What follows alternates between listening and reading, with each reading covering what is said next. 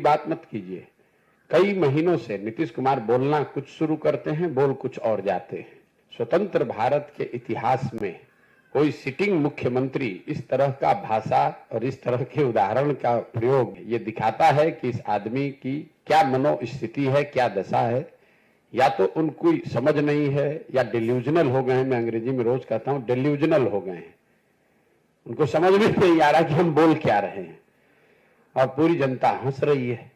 अब उनके राजनीति का अंतिम दौर चल रहा है। 2, 4, 5, 6 महीना जितना दिन खींच कर चल ले, इसके आगे अब चलने वाले नहीं है। पूरे बिहार की जनता रोज देख रही है, सिर्फ एक बयान का मतलब नहीं है।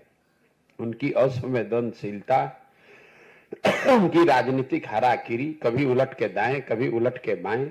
छपरा में लोग जहरीली शराब से लोगों की मृत्यु हो गई तो राज्य की मुखिया के होने के नाते शोक संवेदना व्यक्त करने के बजाय पॉकेट में हाथ डालकर हंस रहे हैं, कह रहे हैं कि जो पिएगा वो मरेगा।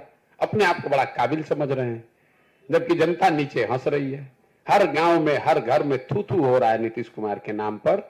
और ऊपर बैठे हुए हैं जो वो है ना, राजा की एक कहानी कि राजा जब को महंगे कपड़े का पहनने का शौक हुआ तो किसी ने बताया भैया और पतला और पतला।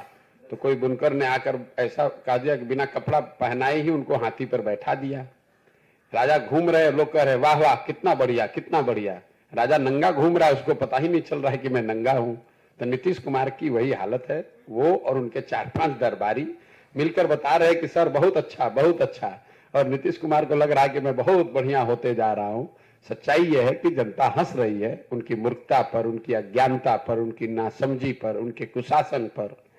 और उनको दिखेगा जब कोई आदमी खड़ा होकर कह देगा कि सर आपके शरीर पर तो वस्त्र ही नहीं है, और वो जनता को वो दिखाने का अवसर आएगा चुनाव में जब उनका दल हारेगा तो दिखेगा उनको आईने के तरह कि उनके शरीर पर कुछ बचा ही नहीं है, उनके दल का कुछ बचा ही नहीं है, जनता में कुछ बात उनके लिए बची नहीं है।